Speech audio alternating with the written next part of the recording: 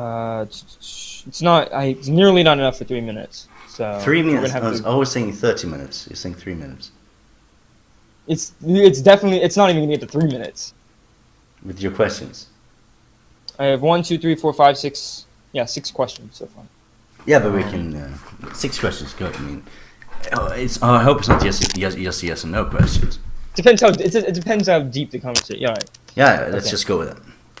All right. So I have my first question here. Do you think individualism is more efficient than collectivism? If individualism is more efficient than collectivism. Not humane, just efficiency. In what aspect? Human progress Human progress. and human survival. Both of those. When I usually discuss politics, I usually distinct 3 different things that you focus on. You either focus on the individual, the state, which also meaning nation, or the market. So you have to choose between these 3.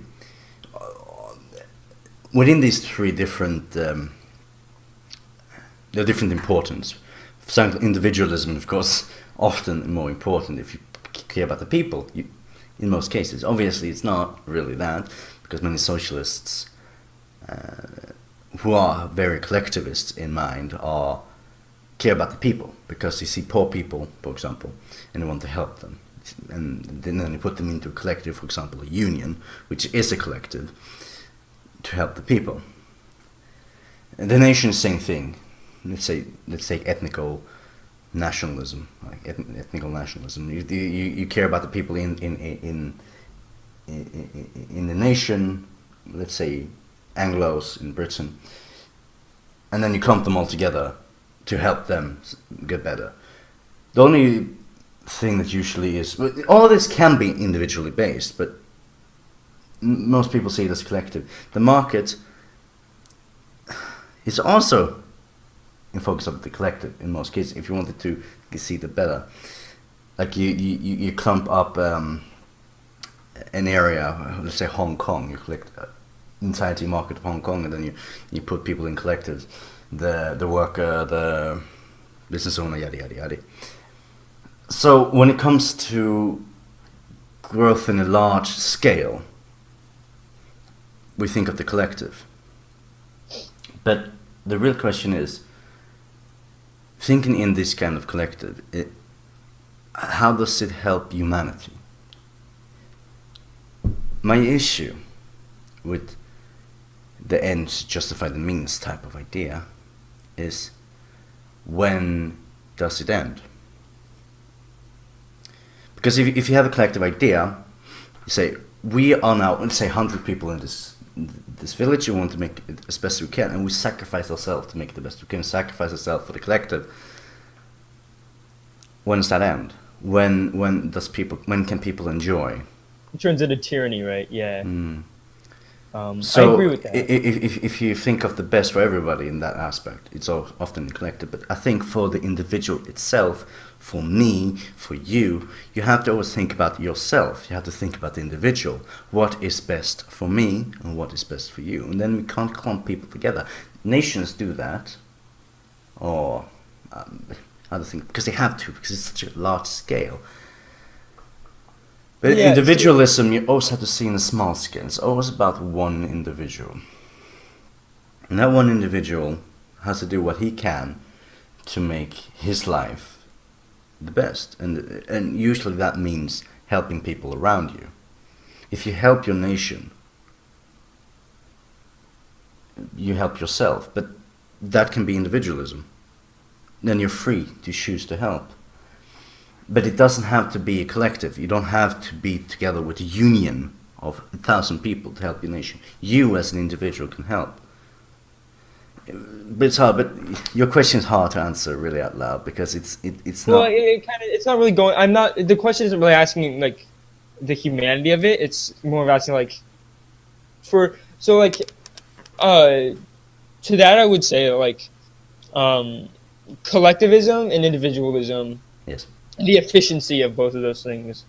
Uh, Hence, Obviously, I don't think it's, although true collectivism um, may not work necessarily in practice, or it may not be humane.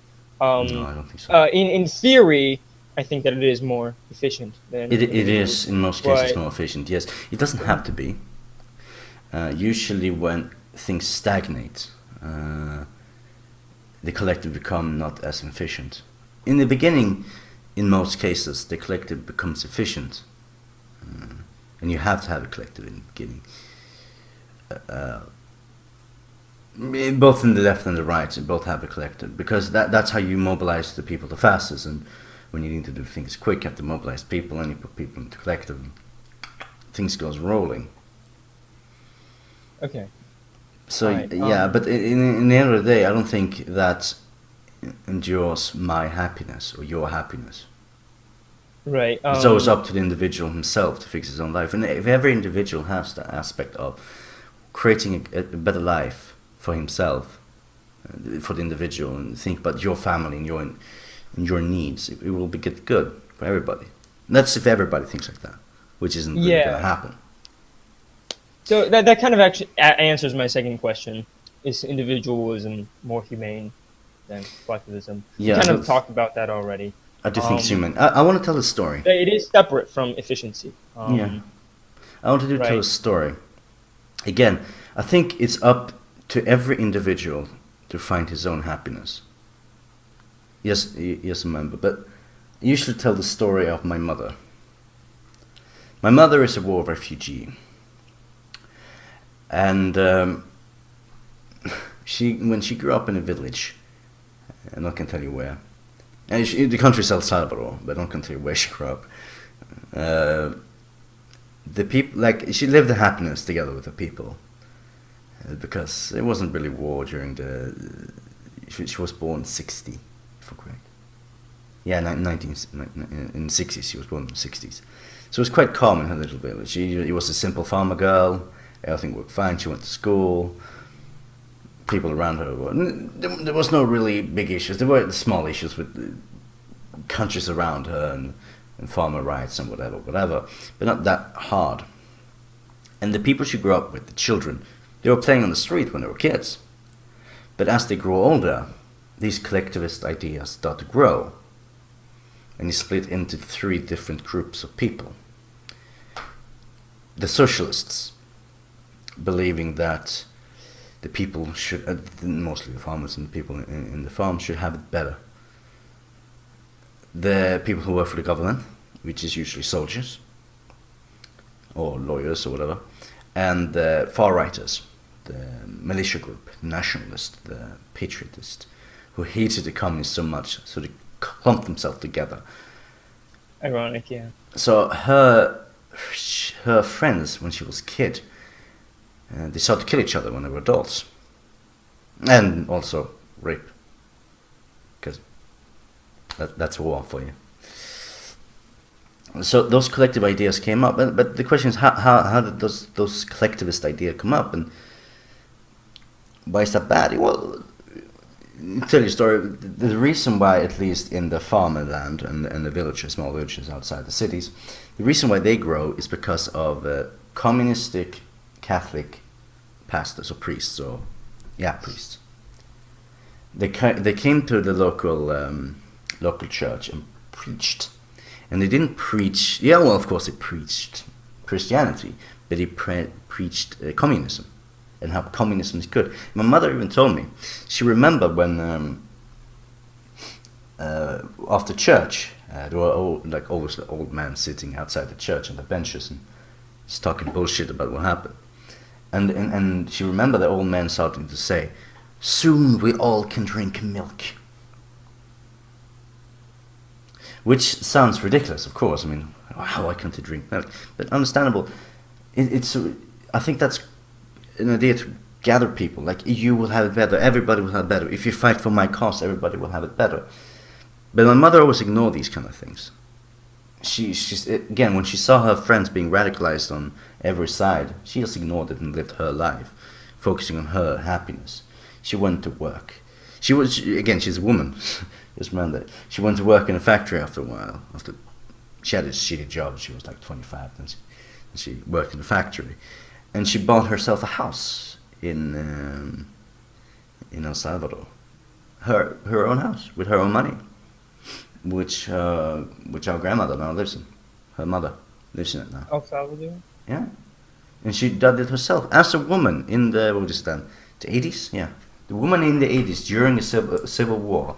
My mother worked herself, bought herself a house, and my grandma lived in it and lived in it during that time too. She did it for her family. She ignored all these collectivist ideas and just went for herself as an individual to work for her own best sake. And at the end of the day, that's what matters. Her own. Right. Yeah. At the end of I agree with that 100%. Yeah. And if everybody will think like that, not just think this utopic large dream. My mother's dream as a child was, of course, to have 2 kids. Hey, have children was it's still a big deal in that country. But to buy marmalade, that was always a dream. To buy her own marmalade, that was a dream. And no bigger dream was needed. And then she made herself being able to buy herself marmalade. She did it. Not a collective, not a union, nothing like that. She did it. As an individual. Right. It should be up to the yeah. And it's not like it's not possible. It's possible for anybody. My mother's had no education, pretty much, and now she. Do you think with the do you think it gets more as it gets more competitive, as more people enter the market, as individuals, right? It becomes so hard for people at the bottom, like your mother came from, to be able to compete with people that also have the same interests but come from better backgrounds, wealthier backgrounds, ones with better education. Do you think it's easier for them, especially now with things like larger populations, more intelligent population, right? More educated people. It gets harder for people that don't have these advantages and access to proper education to be able to live these standards. Do you think it's do you think it's more or less like do you think they can find the same route your mother took anymore, or is it too late now, or what's your stance? Most people can do it. I understand the thing. It's hard in a way because of the certain markets are shrinking. Because of automation. Certain factories is going to need less people. Things are going to need less people. So the people is mostly going to start working in service jobs, which is growing in the West. It's growing extremely high. But is it going to be harder? Well,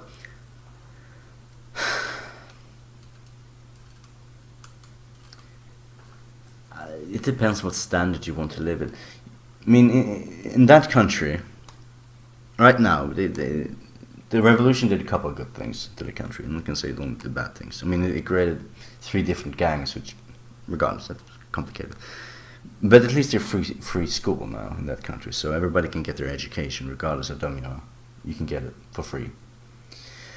But yeah, competition is also a thing. But now I'm gonna sound like a fucking American Republican. So it's always up to the individual, even there, to find himself a job. It's gonna be hard, yes, but it's often your own. You make your own destiny, sort of thing. Yeah. To tell you something about again, I like to make not anecdotes but stories of my own life, telling through a political view. My father didn't work for 10 years. He's not educated man. He has an education, but he's not an educated man per se, not university educated. But he worked for 22 years in a good job. He got fired because the job didn't work, and then he didn't work for 10 hours, and he waited for the government to handle it. And of course, the governments are, yeah, you're not getting anything from the government. That's ridiculous if you think that. So it's up to himself, but he didn't do anything. He just said, they'll find a job for me. They'll find a job for me. Of course, that's not going to happen. He didn't really think about himself in that aspect.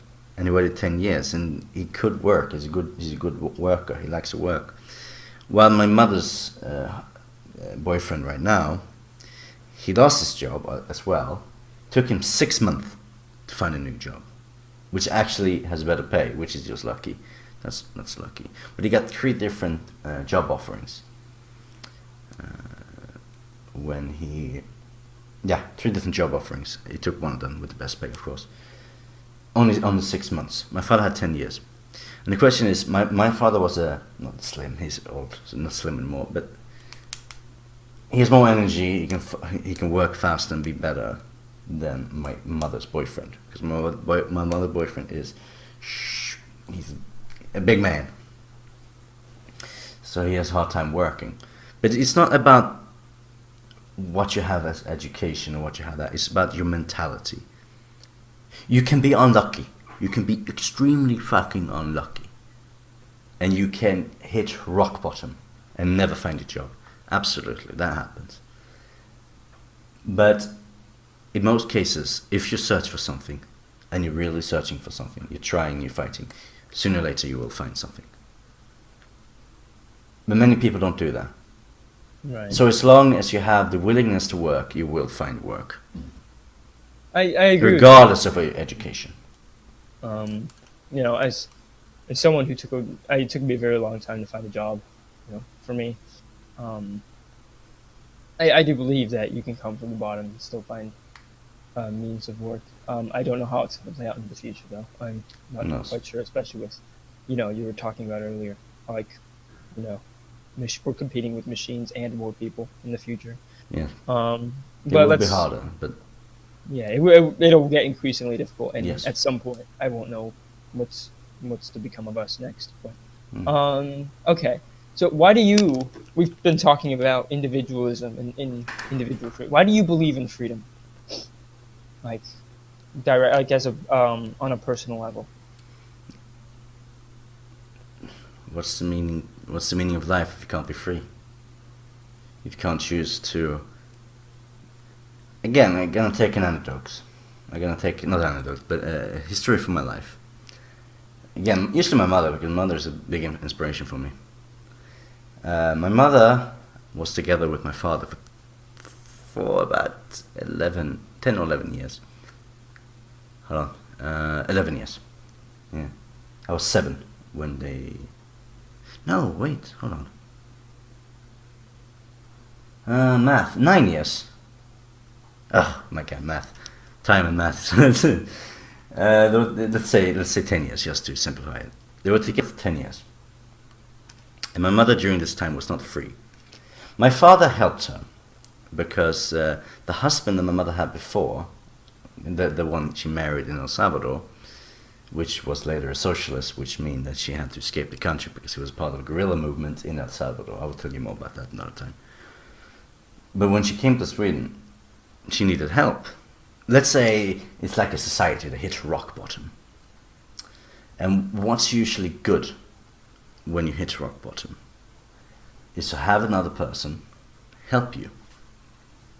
My mother found my father, and he is a strict man, a very strict man. And he helped my mother quite a lot.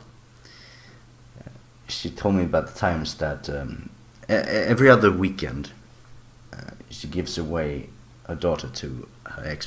He lives in Sweden as well. Gives away her daughter to her father, so her father can, visit, and he will pick her up at any time that he wanted. So my mother had to wait, and sometimes he could come 3 in the morning when my mother had to go to work at 6 in the morning. So it was like horrible times, and you were constantly worried because you don't know where your child is. You're constantly worried. My father helped out all that. There was this time strict, that time everything like on point, strict on, which was good. Which were good for 2 to 3 years. But when you don't have problems anymore, then what? You're not happy. She had no friends. She was not allowed to go outside.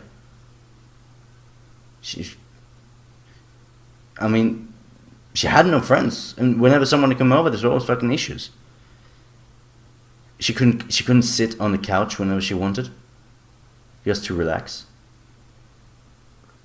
She was not allowed to have the house dirty in any way. She needed, for example, to call my father to ask him if I was allowed to watch television. Now, let's compare that to politics. Let's take that as a fascist state. Fascism, or what Hitler did in the beginning before he started the wars, can be good. Yeah, it can help the nation if the nation is absolutely crapped on, but then after that you have to free yourself. And after a while, all my mother wanted was freedom. And after 10 years, when I was old enough, she left my father and went with another man. And that other man is not the perfect man. He's a shabby man. He has his issues. He drinks a little bit too much. But she had freedom. That didn't mean perfection in any aspect of it. It didn't mean that she had a perfect life and could smile and be happy all the damn time. Nah, she cried a lot because of all issues. Life is complicated. But she was happy because she could go wherever she wanted at any time without needing to worry too much. Of course, you have to call you. I'm going to my sister's, whatever. Of course, you do that as politeness. But if she wanted to go to the store and buy herself a soda, she could do that. She couldn't do that before. Because she can now go and do that. If she wanted to take a bus to the city, she can do that. For her, that's freedom. And that's for me as well. I don't see freedom as the perfect utopic society. Not at all. It has many flaws. It's an ingredient. But I see freedom as something that you don't... There is nothing over you that controls your aspect of life. If you want to go to a party Friday, you don't have to ask Big Papa Stalin to... Right, you get it. The state doesn't control you. You're free to do whatever. And there's freedom in different degrees, of course, but freedom for me is small things. Just be able to do the very small things. And To quit your job whenever you want. To get a new job whenever you want. Even though work market or whatever. But that's, regardless, that's freedom. Right. Do you think there's a line between when someone has too much freedom? Yeah, of course. Obviously we believe you can't go around killing. No, of course, there's too much freedom. Right. Yeah. No. I mean, there are... When does it get to the point, do you think, that certain people... I mean, there has to be laws in society. It has to be laws in society. And exactly. As long as it doesn't disturb anyone else's freedom. That's a very good one. So I can't go around killing you because then I'll disturb another human. So if you think only of yourself, meaning the freedom is as long as it's within myself, as long as it touches someone else, it's not freedom anymore. Because that's touching someone else's freedom and you're damaging them anyway. So as long as you're free to do whatever you want with yourself, have sex with whomever you want, drink whenever you want, eat whatever you want, as long as you have, of course, cash. And of course, you agree. We have to put rules in place so that people's freedoms aren't yeah. And then it can't be a narco, sort of. No. There has to be some rules in order. It has to be different rules. Of course, then you can ask yourself, should that freedom be within Marxist theories of, Marxist nation, or should it be through capitalistic nation? That is debatable. Nothing I really want to get into this too deep. Alright, ask the next question. Okay. So, do American ideals and values revolve around freedom in your opinion? Do they represent the image of freedom that we've been talking about? And do you agree with the traditional American perspectives on freedom? A bit, yeah. I do like the old aspect of old American capitalism per se was nice. It was a bit idealistic, yeah, but it was quite nice. But it wasn't. It happened. Right. The issue back in the day with America is just racism.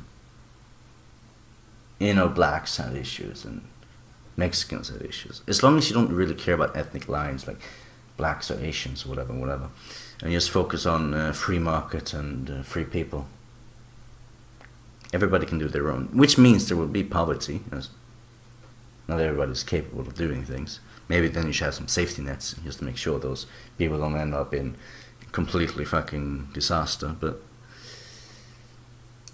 otherwise, it's up to the individual. But yeah, American Ideals, yeah. In that aspect of it, yeah, I do like it, but it has its flaws. Too idealistic. Okay.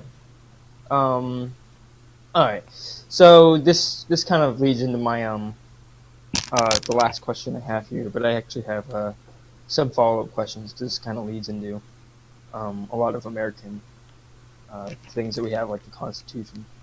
Right. Is it better for societies to experiment with different political and economic models and tinker with these models in their own customizable ways so that lessons can be learned in history? And does this supersede the costs of failed systems and their impacts of families and peoples have to suffer under these political experiments? Ooh, that's a nice question.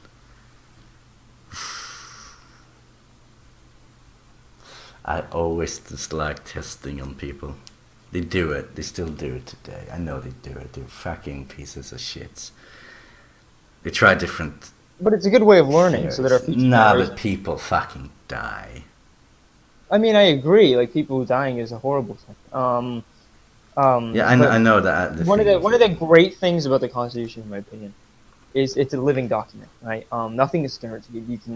When you put something in the Constitution, it's not stuck there, right? Now, given because of this, theoretically, you can have your rights removed in the system, and I believe that those should be protected, right? And the thing about democracy, and in the Constitution sense, is that it's a flowing, it's constantly flowing to match the needs of the people, and no matter what, it will adjust itself to what people want. So, in my opinion, I think that people taking away their own rights,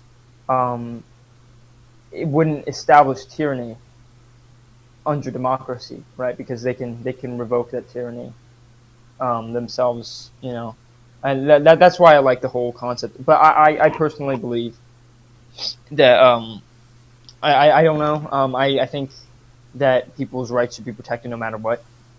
But I do believe in the flowing, the living document system that the Constitution has. Not because I believe in majoritarianism, but because I think that people dying is a huge cost, right? I don't want people to die. I don't want people to have their No. rights taken away. But we have to get beat up, right? We have to hurt ourselves to realize like which way is the right way, and Yeah, to we have done that many times. We've hurt Right, ourselves many but times.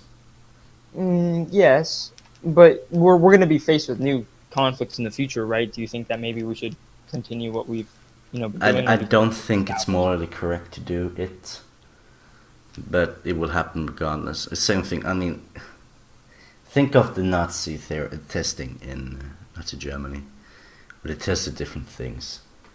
They tested horrible fucking things, but we got really good results out of it. But in the end of the day, people died. And I don't want that. The costs don't outweigh. I don't think so. I don't think the means justify the ends.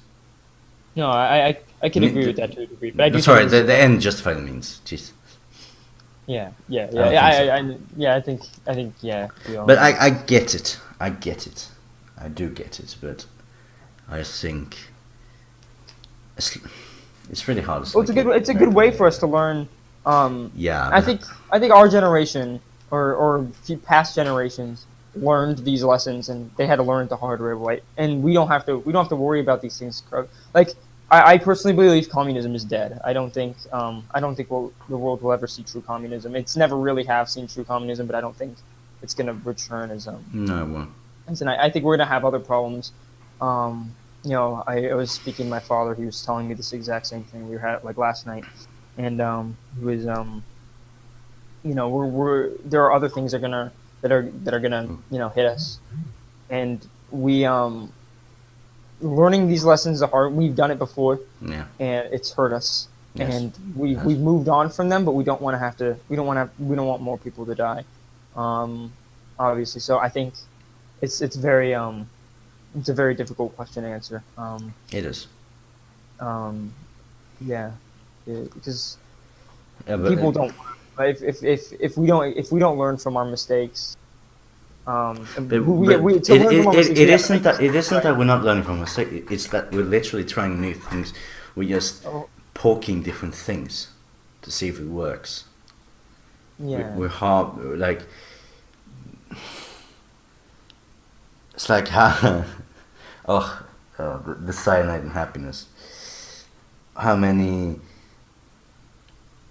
how many different ways can you I don't know, cut open a squirrel or whatever it was? right, yeah, And what did it do? What did the show do? Instead of just googling it and getting an answer, they did it right in front of him. He cut open so many different squirrels. Like to get your answer, how many has to suffer, and why should they suffer for a ridiculous answer that we're not gonna try anyways. Again, there is no answer really. It's a grey area, but let's end it there.